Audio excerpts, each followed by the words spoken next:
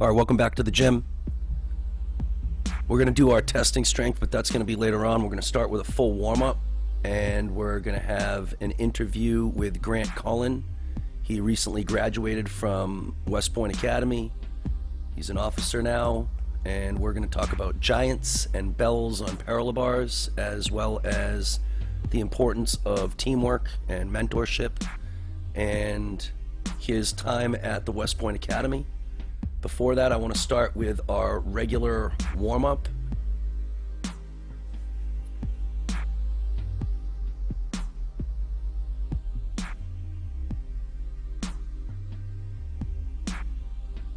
Single finger pull down stretch.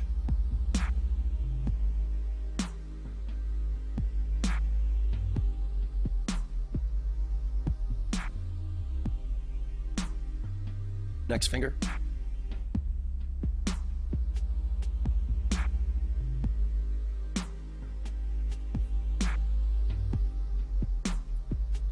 Ring finger.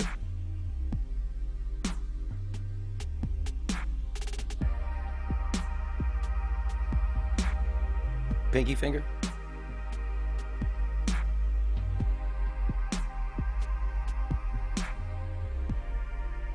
Switch hands, first finger.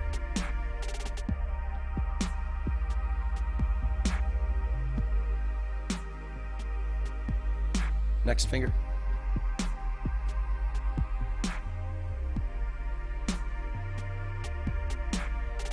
Next finger.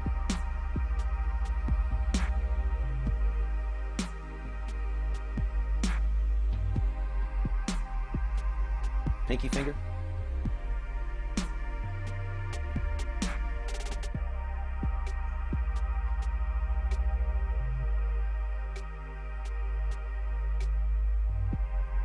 Palm up, pull down stretch.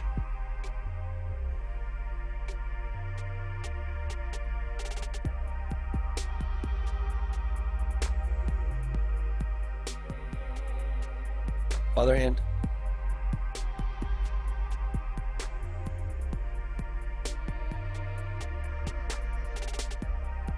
Switch hands.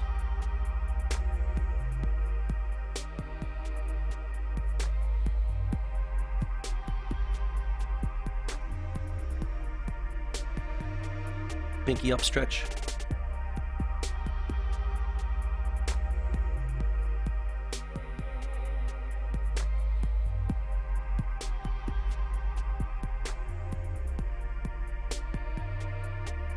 Other hand.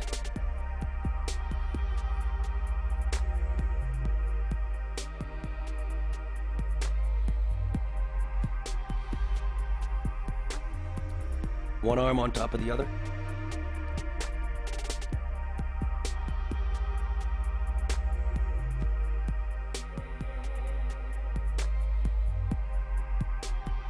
Other hand.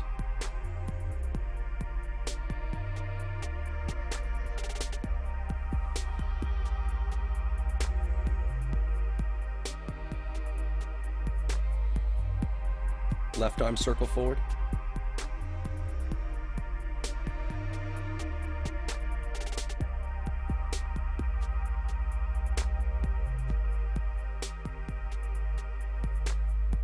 And backward.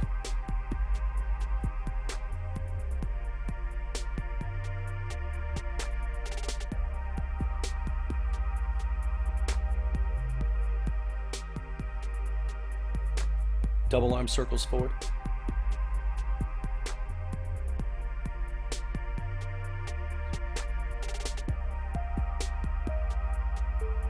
Double arm circles backward.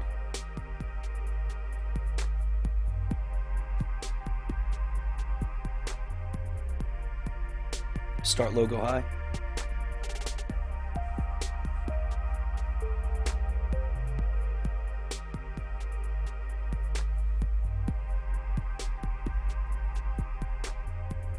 One hand on top of the other. Pull your elbows backwards.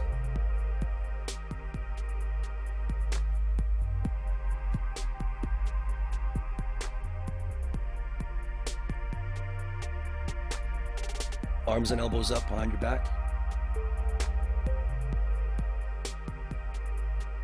and down.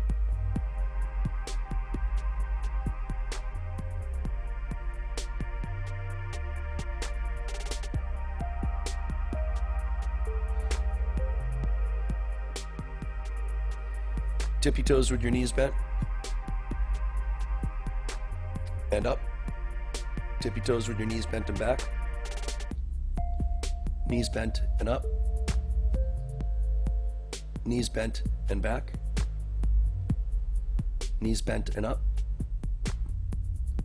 Knees bent and back. Hands on your waist, feet face in. And feet face out. And feet face in. And feet face out. One more time, feet face in. And feet face out. Slow kick walks with your feet flexed.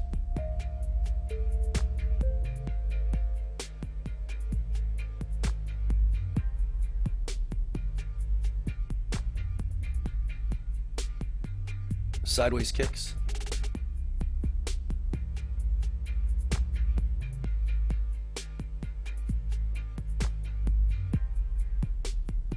Kick down to your knee.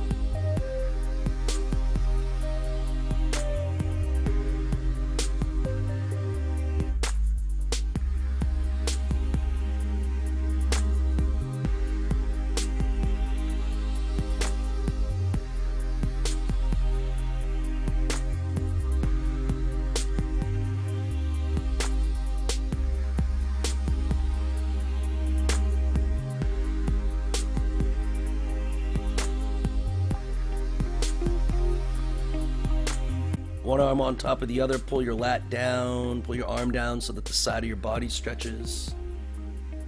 Good hollow shape here. Open up into a stretch.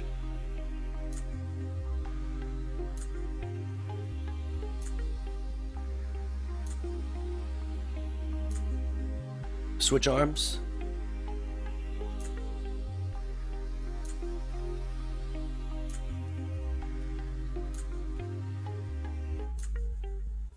Open up into a stretch.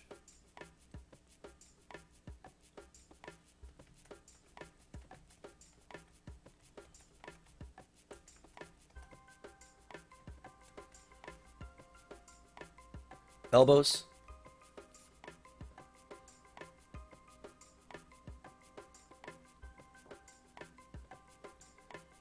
Hips.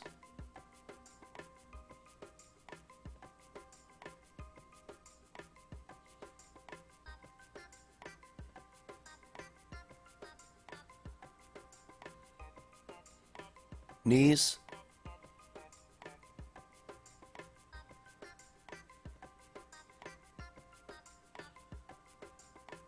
Spider-Man left.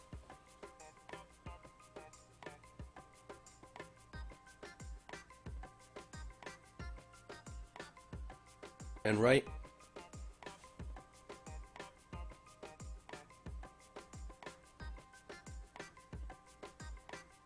Switch.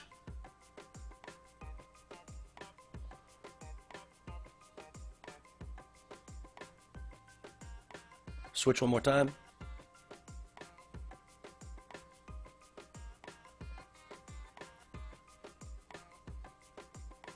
In the middle.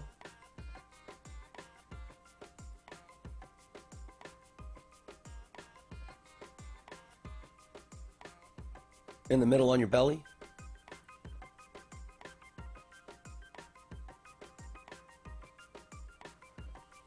Hips forward. And then rock your hips backward. And hips forward. And rock your hips backward.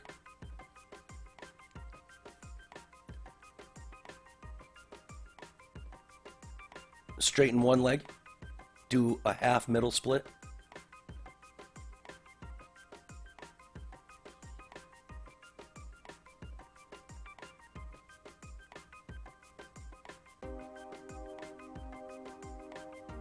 And switch legs.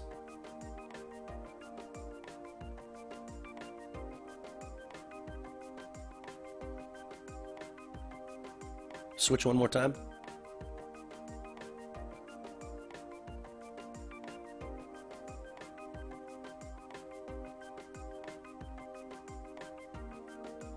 Another leg.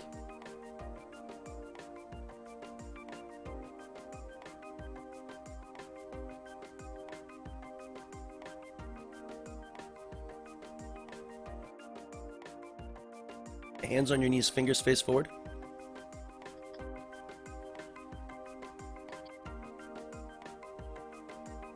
Two circles left, two circles right. Face your fingers towards each other.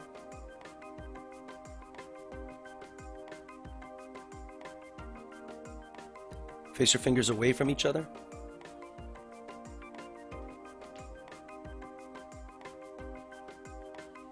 Face your fingers towards you.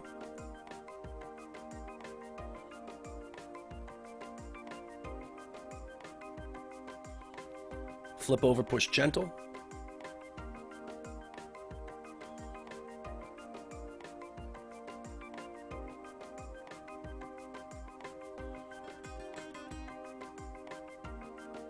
Ten wrist push-ups.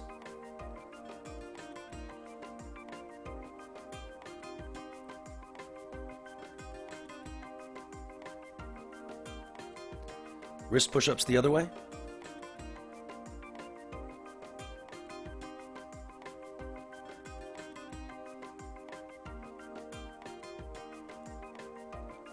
Fingers up. 1, 2, 3, 4, 5, 6, 7, 8, 9, 10. Hold. 9, 8, 7, 6, 5, 4, 3, 2, 1. Fingers face sideways.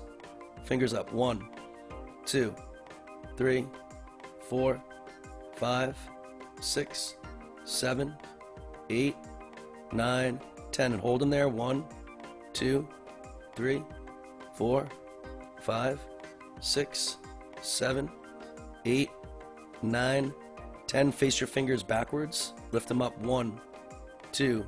A little wider, Abdurrahim. 3, 4, 5, 6, 7, 8, 9, 10. Hold them up there. 9, 8, 7, 6, 5, 4, 3, 2, 1. Stretch your toes.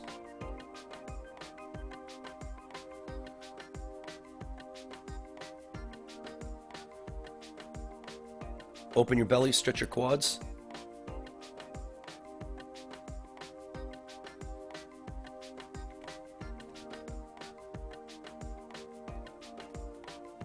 Stretch your toes.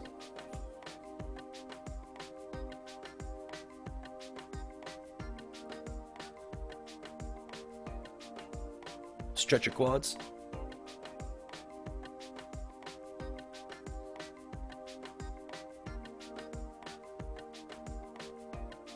Dave Tilley stretch.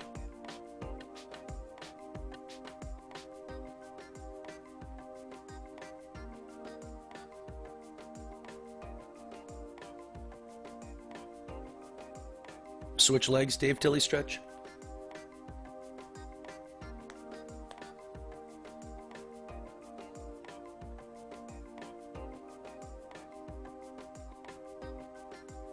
Pike stretch.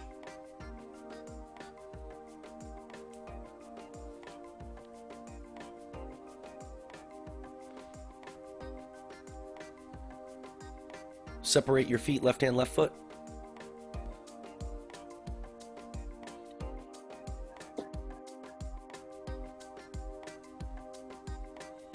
Right hand, right foot.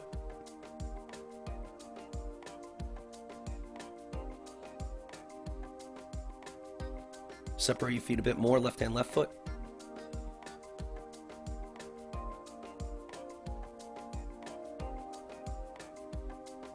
Right hand, right foot.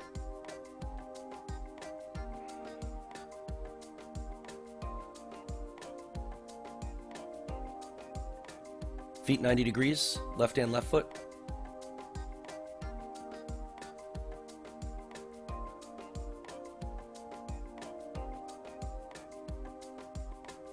Right hand, right foot.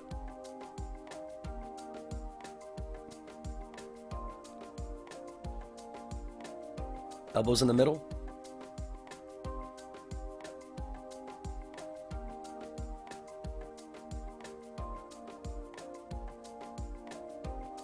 Wide as you can, left hand, left foot.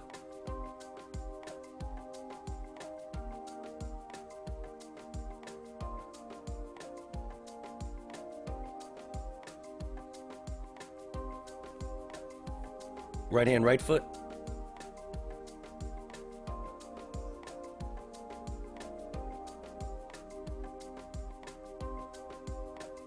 Go to your left foot, arm up and over your head.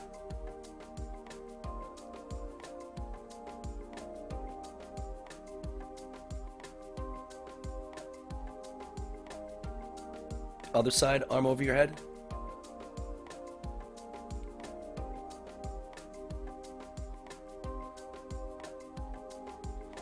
Shoulders.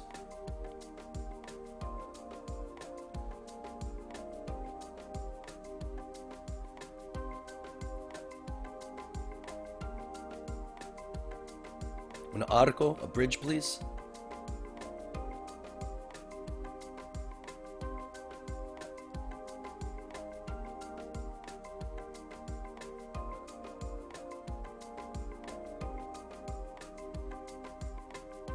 Shoulders.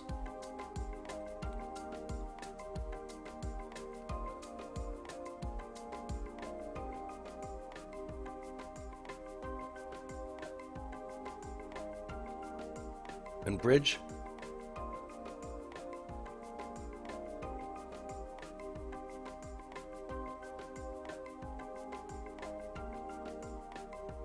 One more time, shoulders.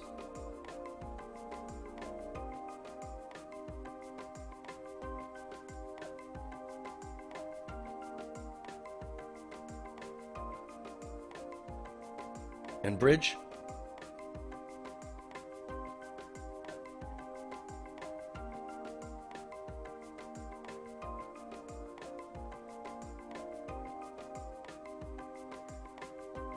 Okay, let's do 2 future star flexibility routines. Let's go to Isaac.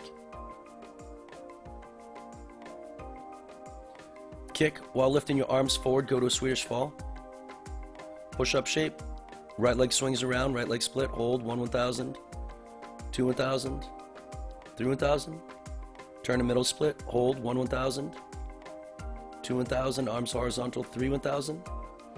Pancake, hold 1 1000, 2 1000, 3 1000, point those toes, belly up and over, push-up shape, left leg split, hold 1 1000, 2 1000, 3 1000, slide your leg forward, push up to a bridge, hold.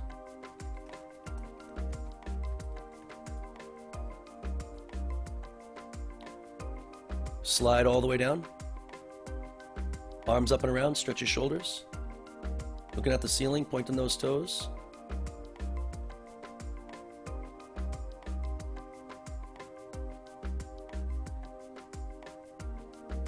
Reach past your hands. Sit up nice and tall. Let's go one more. We'll have Iñaki go. Iñaki amigo. Okay, you can go. El microphone está para tú.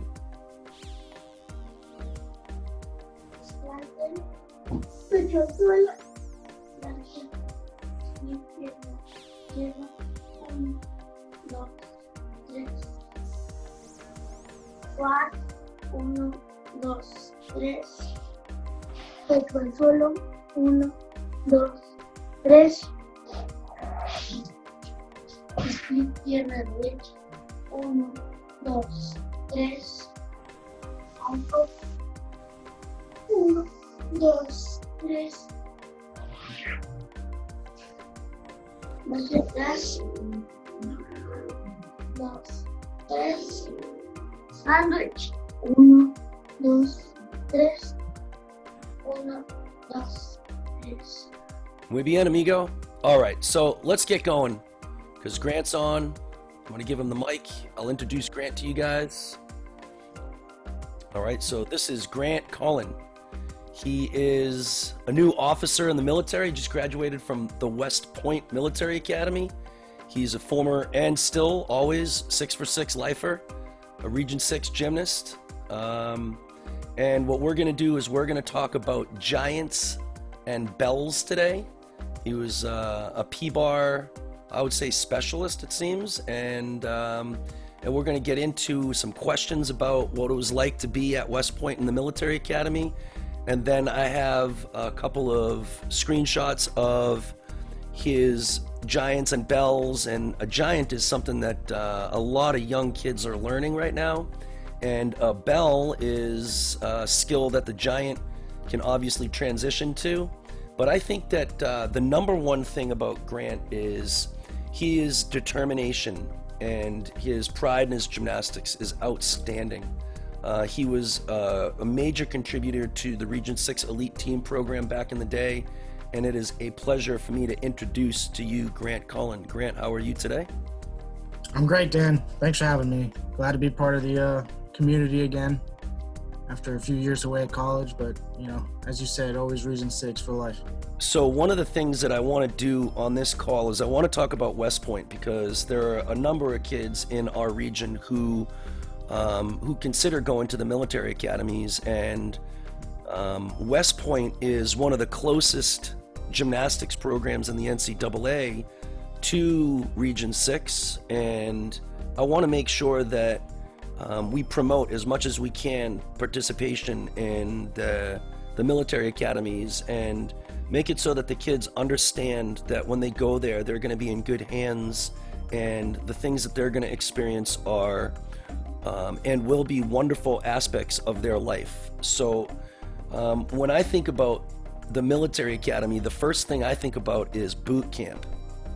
And I gotta say that I think that maybe my vision or my idea of boot camp is skewed by the movies that I've watched.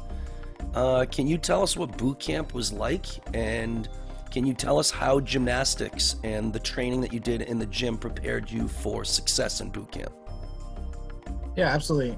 So boot camp so at West Point, it's a lot different than kind of the boot camp you imagine for the Army, just because, it's not run by like drill sergeants and, people have been doing it for a couple of decades. It's run by upperclassmen, other cadets at the academy. So it's not as crazy as you would imagine. Of course, they're still yelling and a lot of push-ups, a lot of running, stuff like that, but it's not super, super intense because the people running it are learning as well. They're learning how to be leaders in those kind of positions. So, it's a learning experience for everybody. So as a gymnast going in, the physical part of it was not that hard. The running took a little bit of time just because I'm sure, like everyone else, gymnasts aren't the best runners usually. And I was the same. But it picked up pretty quick. We ran daily, so my stamina built up pretty fast, and that wasn't really anything that hard to build up. And again, even like the push-ups and stuff like that, I usually was better than the people who were making me do the push-ups. Like they would do them with us, and a lot of times I could like outmatch them just because all the 15 years or so of gymnastics training, you get pretty good at push-ups and all the other stuff that they think is going to be tough or a punishment for you. The hard part was, kind of being first time, away from home for any extended amount of time. And then on top of that, they take your phone away. So you have no contact except for like written letters. So, you get a letter every couple of days from your mom or sibling or whoever you're trying to talk to. So that wasn't too difficult for me, but it was about like halfway through. I had one particularly hard day. I was getting yelled at a lot. We were rushing around. We had to do a whole lot of training that day, so just very rushed, and then getting yelled at, and I was just, at the end of the day, I was just like, man, I miss home. But it was awesome being able to knowing that I had 5 other people with me, the 5 other guys in my year who were going onto the team, who were going through it with me. So that was super helpful, being able to go to them and kind of connect with them even early on. Didn't know them too well, but having them by my side during boot camp definitely helped a lot. Other than that, boot camp was a lot of fun. Besides like the struggles and all that, boot camp was, looking back on it, all I remember is the fun stuff. Shot some big guns, threw grenades, that was cool, blew stuff up, got to spend a lot of time in the woods, and it's kind of like intense camping, I guess. And you just learn a lot. After a couple of weeks, the yelling and the strictness kind of goes away as they start actually teaching you, really, really teaching you more about like the military stuff, the military procedures and all that. So once it kind of started to die down and how much they were screaming and yelling, it got a lot easier, and it was a blast. And then it flew by. Even now, thinking back, like it went by. The days felt long, but by the end of it, it went by in a blink. So you really didn't have too much contact with people outside of your partners and your teammates at boot camp. How important is team camaraderie in terms of your success in a situation like that? And also, how did that foster team camaraderie on the team? And I'm sure that they teach that you can do anything by yourself, but you can do even more with a team. So how did things like the Region 6 Elite Team program and the team structure that is built in the boot camp experience, being the fact that you have upperclassmen who are also part of your team, helping you through that journey? I think Region 6, I would argue that easily the closest region in the country. When I remember when I was junior, senior year in high school, competing, I was friends with pretty much every other level 10 that I was going up against. which was great. You know, it wasn't just competition, which was also, you know, that was fun too, but it was going up against my friends.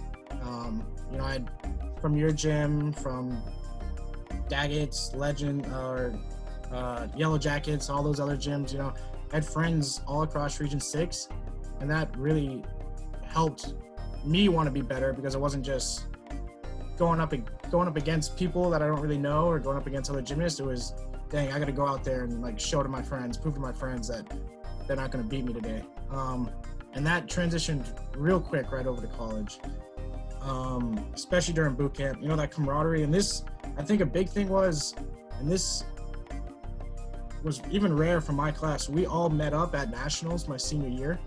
We all were qualified to nationals. We all were going to compete. So one of the days we all met up, we had all our parents come. We went, saw a movie, had dinner. Even our future coach, Coach Carmen, came out to dinner with us too, who's the assistant coach at West Point. So it was cool to be able to, like, you know, get to know everybody before actually jumping into the West Point experience. So we had that initial connection at nationals. Then we just had like group chat, started talking. So once we got there, it was like I already had 5 close friends with me. And then that grew, just, you know, going through just everything that goes on during boot camp, you know, the crappy days, the fun days, all that. I knew that I had the 5 of them right by my side, and that brought us even closer into, you know, 4 years later after boot camp, 4 great years on the team. We all stuck it out. We all stayed at West Point. We all stayed on the team, which is honestly kind of rare. Hasn't happened in a bunch of years. We're all still best friends. You know, we talk every day still, and I'm gonna be living with a few of them soon in a couple months when I start the Army journey soon. So you get to West Point, you're done with boot camp, and for me, when I imagine what West Point is like, it must be so skewed. What are the positive aspects about being in the military academy in West Point? What are things that kids might not know that are benefits from being part of the military academies? Of course, you know, the first thing was they have gymnastics. That's a must-have for me. You know, that's what I was looking for. I wanted to do gymnastics in college. But then also, free tuition. You know, you're not going to come out $100,000, $200,000 in debt, and that's pretty big. Guaranteed job right after. You know, I graduated, and I'm getting paid. I have a job. That's big. I know there's probably a lot of young people watching, but you'll figure out soon when you get close to high school and college, having a job lined up can be tough after college. So having that security is really, really good. Plus, it's just kind of, West Point is, I guess, well respected amongst in the job world. If you have that on your resume, that's going to be pretty big for you going into a job interview. And then, so away from all that stuff, the things like I learned about West Point while I was there that I loved the most, it was like really just the traditions. Being part of those traditions there was amazing. Just kind of like the sense of, I guess, pride you get when you're having a Christmas dinner in full dress and the big fancy uniform with gold buttons, and the whole school is there because everyone has meals together. Or singing the alma mater at a football game, going to the Army-Navy football game every year, and beating the crap out of Navy at the football game while the whole school is there. That's incredible. It's just, there's so many traditions that kind of bring us all together at West Point that you don't see at other schools. And, you know, not to say anything bad about other schools, but it's just regular colleges are just, everyone's there to do their thing. They're studying, they're doing sports, whatever, they're doing their own thing. But at the academies, all the academies, West Point, Navy, Air Force, everyone is kind of like, has the same goal, has the same mission. Everyone is reaching for the same thing. So that brings everyone together. Like, everyone's, I think, just a little bit closer than regular schools, which I really liked the whole time I was there. You get that bond with everybody. You know, you don't know the person, even if you don't know the person, you bump into someone, you know they're from West Point, it's just you can connect with them because they're on the same journey as you.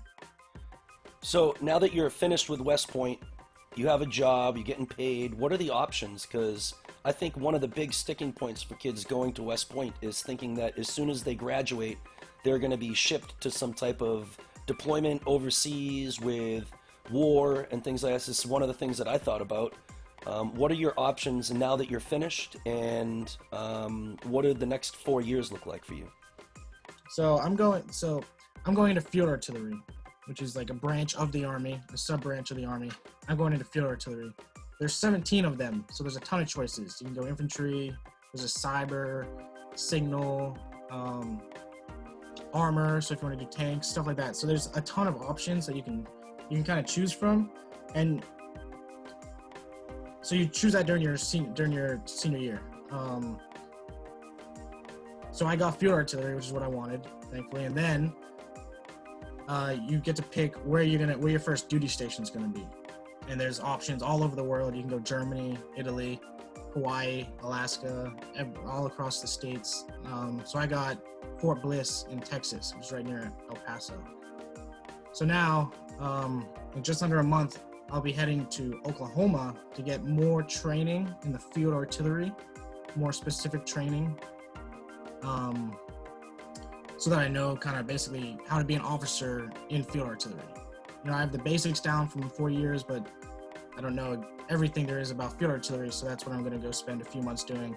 And then I'll move to Texas, where I'll start kind of like the real job, because, you know, it's not training anymore. I'll actually be kind of in charge. So then in Texas, depending on the openings they have when I get there, I'll either become like a platoon leader, so I'll be in charge of around 30 or 40 soldiers, as well as the big like artillery equipment.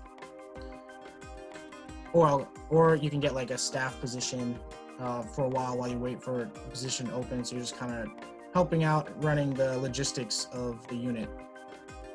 And yeah, like I could get deployed. I don't know right now, just because they have a schedule of deployments set up that doesn't get released. But so I could potentially, or I know people who went their full 5-year commitment and never deployed. So it's all about really, like, I'm just looking forward to, you know, leading and training soldiers and getting some good leadership experience in. So at that stage, you'll go from a cadet and become an officer, but at some stage, you're going to become somebody's leader, and you're going to be an influencer of the platoon members that you have under you.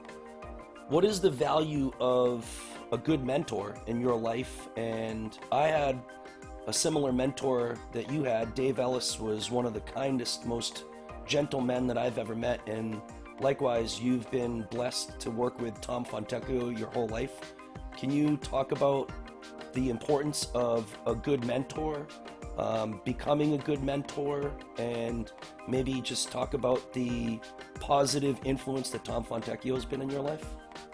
I would not be where I am right now without Tom Fontecchio. He did everything for me. As a growing up, he was selfless, he was caring, he was loving, and he coached his heart out through everyone at his gym. And, you know, especially me, I felt that all the time. And looking back, he taught me discipline, and, you know, what's in the military, discipline.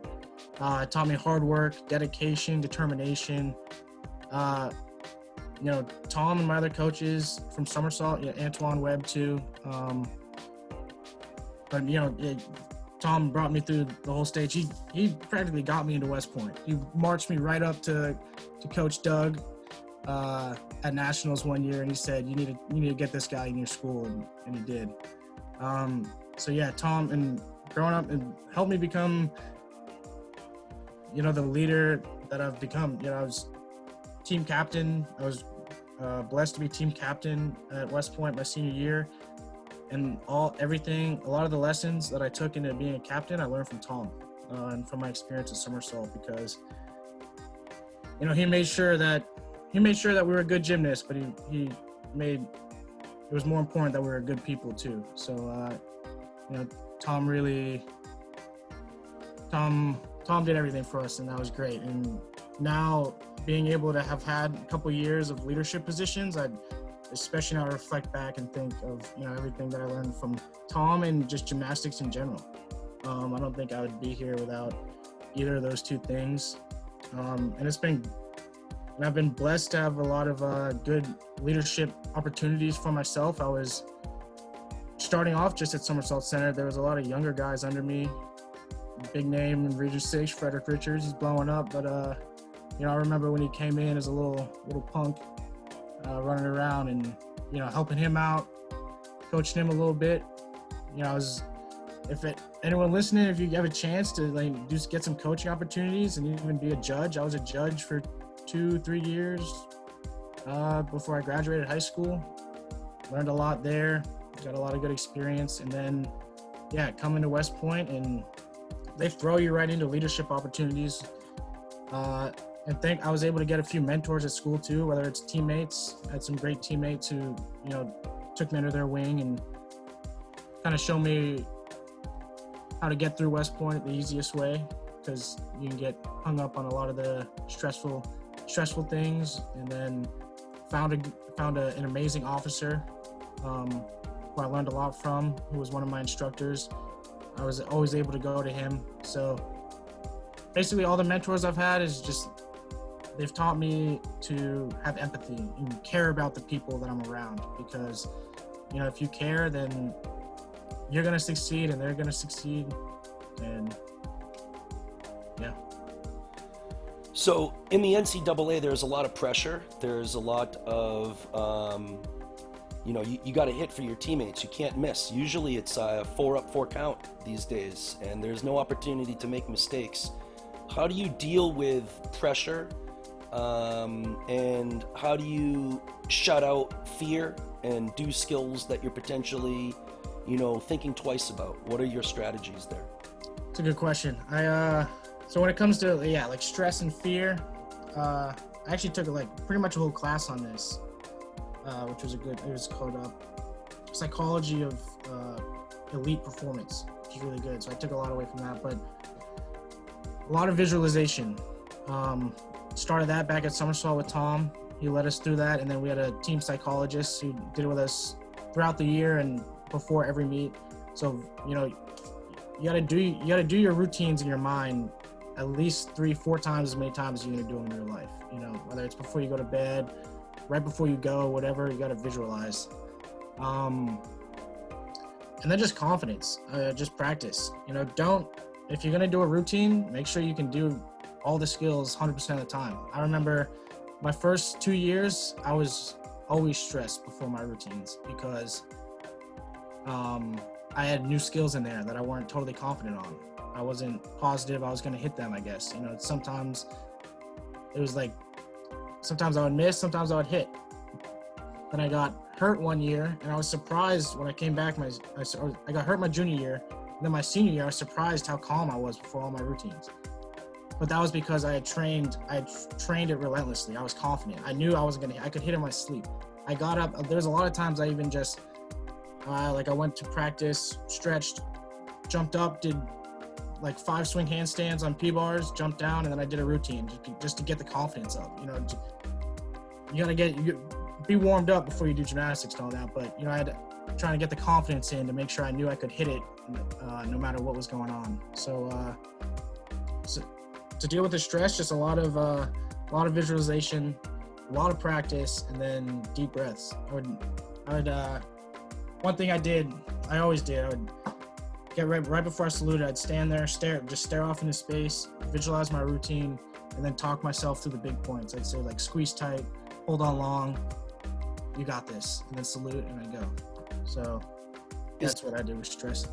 Is that a similar process that you would go through when you're in boot camp, when you're doing drills that, you know, are simulating relatively dangerous scenarios? Is that what they teach you also in the military academy? Visualize what you're doing, be confident, go through the drills as many times as you can? Yeah, absolutely. I mean, we practice. The military, there's one thing they do, they know how to practice. You know, we would drill things over and over and over, which is good. I mean, you need those skills, so absolutely. And especially, you know, even just like when you're on the range shooting, like shooting a rifle, yeah, you can definitely picture that in your head. You know, you sit there before you go and you're just go over your techniques, your breathing techniques while you're shooting and everything you need to do. So yeah, even that applied to military, even applies to school, you know, like before you're going to take a big test or something, you know, or a final. Take a few deep breaths, be confident, and visualize yourself through it. I have two more questions. One, this is a little bit of a silly question, but is Call of Duty and those active shooter games, are those helpful in terms of preparation for clearing rooms and for battlefield tactics? Is that something that you find is similar to a real sort of situation? A little bit, I guess. Maybe not totally, you know, it's still a video game, so still fake, so not really. But I guess if you play them knowing the skills you need, then they could be an advantage. But if you're just going in there and shooting around, then not really. But they do have, I mean, at school they do have like simulations, like video game. They have video games basically. It's not Call of Duty or anything like that. It's just something they made up where you go through and practice. So there definitely is some applicability there. I guess just depending how you use the tool. Now, there's probably one routine that you can think about back in, I mean, it could have been junior, could have been in college. Is there one routine that stands out as the most exciting, the most clutch routine, and can you tell us the scenario and maybe the emotions that were going through your head when you know, before, during, and after you hit the routine? Absolutely. So, yeah, one immediately comes to mind, and that was my freshman year, or my plebe year is what we call it, West Point. I qualified for NCAAs on P-bars, and you know, we didn't make it as a team that year, unfortunately, but I was so pumped to be able to go and compete on P-bars, my favorite event at NCAAs, and we were hosting that year, so it was at West Point. And I remember everyone was there. Tom was there, my parents were there, my siblings, a bunch of my friends. A bunch of guys from Region 6 were there who just came up to watch because we were so close.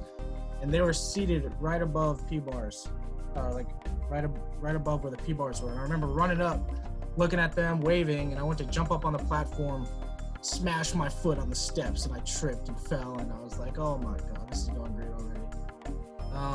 And this is a routine I had not done before. I had never done this routine with all the skills in it, because throughout, like, in college, I was playing a pretty conservative during the year, just getting some good hits in. So the NCAAs were like, me and my coach were like, just throw everything. Why not?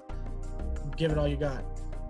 And so I was nervous. You know, I was NCAAs for the first time, freaking out up on the platform for the first time, on the podium rather. And I just remember eventually I just took a deep breath, talked myself through it a little bit, got up, and I hit a routine with, I think, 3 skills I had never done before. Like Belle, I never competed, Harada, and maybe just those 2, but still a full routine I'd never done before, double pike dismount. And I hit, and I landed, and I was pumped, and yeah, I'll always remember that. It was a great day for P-bars. So Grant was a parallel bar specialist, so let's go take a look at a little bit of his work. The first skill that you're going to see is a giant. This is a skill that so many kids work on. I've never actually done it in my life, but I teach kids how to do them all the time. And the next skill is going to be a bell. So I'm just going to go frame by frame, and if Grant can tell us what he's thinking and what the strategy here for these skills is, if he can kind of talk us through it. Yeah, so I think giant is like a crucial skill on P-bars. It's a great basic. So coming down, you know, you just want to be nice and tight when you're doing it. A lot of people either arch early or bend their legs too early, which will make them arch at the bottom and slam. So I'm trying to be as straight as I can. You know, you're gonna develop a slight arch there just because of gravity, but really, I always just think about squeezing my core, squeezing my butt, squeezing my thighs, and then keeping my head down. Now you really want to bury that head, because as you come up, your head is automatically gonna come out a little bit. So if you're already here, if you're already like neutral when you're coming down, it's gonna go out, and then it's gonna make you travel. So as you're coming down, you really want to focus. And this is like, to me, every single long swing element on P-bars, you really want to have that head, your chin nice and tucked down. And then as you come, like I said, I always just squeeze tight coming down. I never ever really thought about like arching for a giant or for a Belle, because that's going to make you go early. If you squeeze tight and you're just tight the whole way down, then you're going to be able to develop a good kick no matter what. So you'll notice here, if you just take a look at these screenshots right here, let me go back here. His knees are straight here, and he's below the bar. You can't see his feet right away. They're starting to bend here, and now you'll notice there's a bit of a knee bend here. So he really does try to keep that position. You notice you can't see his ears. Now, are you trying to keep your head ducked here or keep your ears between your shoulders? Honestly, it's just instinct by now, but I get my head. I think you just keep my head down, I guess. The whole time. I mean, I definitely want my ears covered throughout the skill, but like when I start out, it's as low as I can, and then I think at that point it's just starting to come up a little bit. So I'm just trying to keep it down, ducked as much as I can. Okay, so take a look at the next couple of frames. One thing I want you to notice is how far, and you can see the activity of the bar. You might think that a bar is just a static thing that he's holding on to, but I teach the guys that the bar is a trampoline. You're going to create the stretch at the bottom of the bar, and if you don't pull the bar downwards like this, then the bar is not going to fling you up. So can you talk a little bit about the action of the bar and what you're trying to do at the bottom? Yeah, absolutely. And this I think connects back to what you were saying about like kind of with my legs before. So when I'm coming down, I don't try and bend early at all, because if you're too bent, if you're fully bent in your knees before you hit the bottom, when you actually hit the bottom, they're gonna come out. When you feel the full bottom of that bar bend, your legs are gonna come out, and a lot of people hit, and that's a big deduction if your feet hit the ground. So you want to have a nice gradual slow knee bend as the bar is bending, and you should pretty much finish your bend as the bar is reaching its full bend as well. So then you can take advantage of that bounce. And also crucial here is squeezing the bars. A lot of people don't think about that, but right now I have a death grip. Like I'm squeezing as tight as I can, just because, it's so easy to come off. So while you're going through, you have to bail and you have to drop your wrist, but as soon as you drop your wrist on the bars and you're coming through the middle, you need to be like death gripping the bar. And that, that'll build up some good grip strength, do a lot of rope climbs, get that forearm strength in. But having a tight grip is something a lot of people just don't think about. And I realized in college that one of my teammates, his giant, wasn't getting better just because he wasn't squeezing the bar tight enough. So that's something I think everyone should keep in mind. Did you prep your hands at all? Did you use tack, chalk? Yeah, so I use corn syrup or honey if we don't have any, but normally I use dark corn syrup. Personally, lather that on with some chalk. I never got into the Tac 10 rags, even though they tried to get me, but yeah, I love the classic either honey or corn syrup. Okay, so let's look at the next couple of frames here.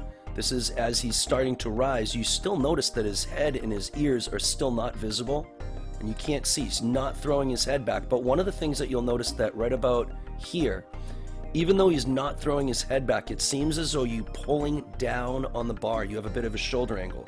If you look here, there is no shoulder angle, right? No shoulder angle almost the whole way down.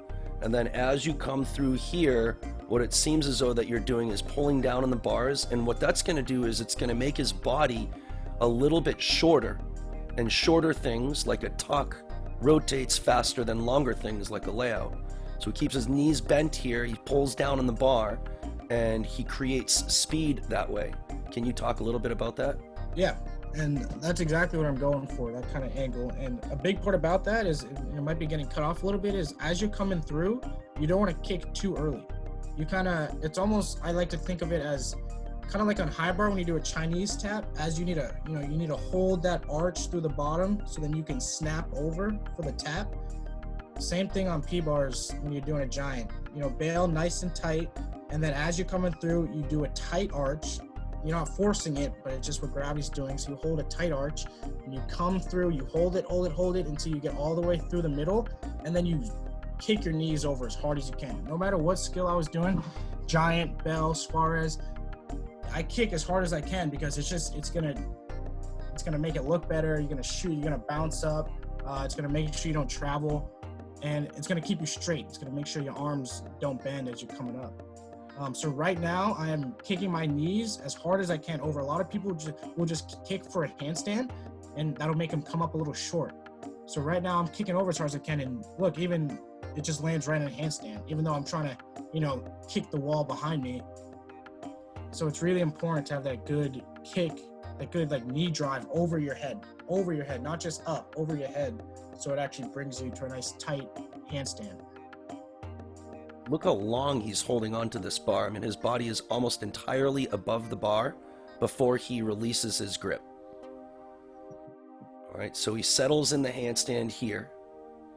And then here comes the next skill. I'll go through the next skill so that they can see what it is, and then we'll rewind. This is called a Belle. It seems like the setup is very similar. And then he lets go a little bit earlier, but you also notice that he's got a little bit of a bigger shoulder angle here. And his knees are now a little bit further over his chest and head. And he finishes the Belle. And now one of the things that we do every day is we work on tucked VC kickouts, because you need to kick out of everything. And look, he kicks out completely vertical. All right, finishes the Belle into the front uprise. All right, so let's rewind a little bit so that we can talk a little bit more thoroughly about what's happening in this skill here. Let's talk about the setup in terms of the bail. Is it similar to a giant? Yeah, so I think, and this is why it's so crucial to get such a good giant, because it'll lead everything else. I don't change anything from my giant to my Belle. The bail is exactly the same, squeezing tight. Sometimes, maybe I'll try and hold that tight arch a little longer, just be a little more conscious about it as I'm coming through the middle, so I can really focus on that kick. And here I did let go a little early on this one, but you see that kick over, that hard kick over is able to compensate for letting go a little early, but giving me some good height. Yeah, so it's really just, and because I focus on those things in my giant every time, it makes the Belle a little easier, because it's just muscle memory at this point. I've been doing giant for years, so transitioning to a Belle, it was a little easier, just doing the exact same thing, just kicking hard and then just grabbing my knees, just pulling that around. And like you said, with the kick out, this was one of the ones, there was a long time where I was just catching very, very sloppy and very kind of heavy. So I was working on the kick out specifically in this video. And it made the catch a lot smoother. I could have been a little more conscious about where my hands were, but when you're flipping around upside down, you're just trying to make sure you get back on the bar. But I think that was a pretty good opening for me. And then you really got to focus on when you're about to grab. As soon as you open, you need to be pushing down, just like a chicken dip. If you do chicken dips, which is when you go up and I don't know, people call them different things, but when you're on the P bars, you go like this, push yourself up. You got to really be pushing down the whole time you're in the air, because sometimes, if you're not really strong in this position for the Belle, if you catch, it's gonna wrench all in here, and I've had that happen. It doesn't feel great. So as soon as you want a good kick out so that you can come around a little smoother. But as soon as you kick out, you need to make sure that you're tense in your pecs and your shoulders so you can catch nice and strong. How similar is doing a Cody on trampoline to the flip and the air awareness that you need to do a Belle? Yeah, that's a great drill. I did a lot of those. I think it's the same. Just knowing right around where you are in the air. It does relate pretty well. I think the first one or two Belles that you do are gonna just kind of be a guess, just naturally. It was for me, at least. I did do a lot of drills on it, and I knew pretty much where I was, but still, when you're trying any new skill, it's kind of, you kind of just got to work through it. So the first one is going to be maybe just like a good compass check, figuring out where you are. But yeah, doing Cody's is a great drill to figure out, especially to work on that kick out. On trampoline, it's a lot easier, you know, to kick out and land back than doing a bunch of bells in a row. So yeah, Cody is a great drill to do. And just, I did a ton of just bail, double back, land on my feet in between the bars. That's a great drill to kind of figure out your height, where you are, how fast you're flipping. Can you see the bars here? Or no. Arms catch. Just no, I usually don't see the bars, honestly. I just kind of, I guess just that, you know, numbers. It's every skill's numbers, and just eventually I was able to figure out in my head where, you know, I just instinctively knew kind of where I was. How do you get over the fact that this, like the impact here is definitely going to cause a little bit of pain, right? I'm sure that probably hurt every single time you did it. Most of the time, yeah. The best ones, the good ones, they don't hurt. But yeah, there's definitely, you're gonna bruise up your biceps a little bit. And I guess for me, getting over that was just, it didn't hurt that bad, and I just love that skill. Belle's probably my favorite skill. It's a cool skill. Everyone kind of turns their eye when they see you doing it. So yeah, I mean. So it looks like you're making impact not on the bottom of your arm where there's no meat. It looks like you're making impact more on, like, I guess the side, or like if I make a bicep, you're making impact directly on the bicep, so you're not hitting your bone and your brachial nerve, I would assume. Yeah, I would usually catch, so I'll show my arm, like right around the top, like it would kind of land right around here and then roll over. And then I just like roll into it. You want to roll into the catch. You don't want to just hit. You want to kind of, that's why the kick out is so important. So you can open, roll into it, and kind of loosen up the impact. You know, like every skill, I had a few bad ones that either were like just, yeah, slam right down on the back and it hurts.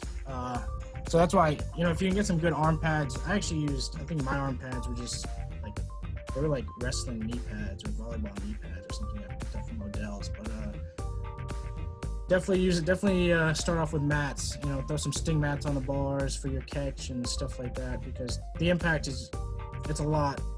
You'll get used to it and you'll figure out how to make it easier on your arms, but make sure you're safe first. So guys, do you have any more final comments maybe for the guys? Take-home message?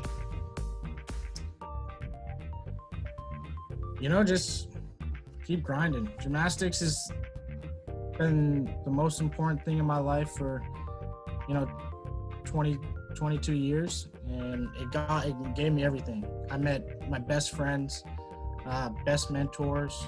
I know Tom's on the call right now. You know, I'm blessed to have him in my life. Brought me to college. You know, just never give up. You know, and this is coming from when I started out, I was not good when I was young. You know, Tom loves to tell the stories of when I was younger and falling off pommel horse 5 times a meet when I was little. So, you know, just keep at it. Eventually, you know, I just kept going. I was able to have, you know, Antoine and Tom come in and give me a lot of help. And I was starting off pretty much in I didn't really start kind of, you know, getting some decent skills in until 8th grade, freshman year. So it can take some time, but if you keep at it, if you keep at what you love, you know, you'll get it eventually, and then you'll get all your hard work back. Tom, you have any comments? No, it was just fun to coach. He was a lot of fun. He's been a great mentor. This kid, Frederick Richard, looks up to him like a big brother, and he was just fun to have in the gym. I just hope that these guys consider the military as one of the school choices for gymnastics. I mean, I believe in it. I was in the military, and what he described was perfect. I mean, you learn so much. I didn't like going to the military. I got drafted in the military. But when I came out and everything else, it did make me a better person. Have you ever hurt yourself on a bell? Like missed your flip? Like, I should have sent Dan some videos of the good crashes. Yeah, you know, it falls sometimes, you know, whether it's I slip because I didn't chalk up well enough. Never got like too hurt. Just, you know, I just pretty much got a dead arm. like I would hit really hard, and then my arm would be dead for like a couple minutes, and it just got a gnarly bruise. Although I've gotten some impressive bruises I've been able to show off from Belle's for sure. But you know, as long as you approach these bigger skills slowly and you know take the right precautions, you're not going to get too hurt. As long as you're doing it smart. So yeah, I've had some painful bells, but nothing that caused a big injury. Okay, guys, she walks, she talks, she's full of chalk. All right, this is Officer Grant Cullen, Region 6 lifer. I really appreciate your contribution to the region, to gymnastics, to the judging community, and I look forward to working with you in the future. Thanks for having me. All right, love you so much, buddy. Good work. You too. All right.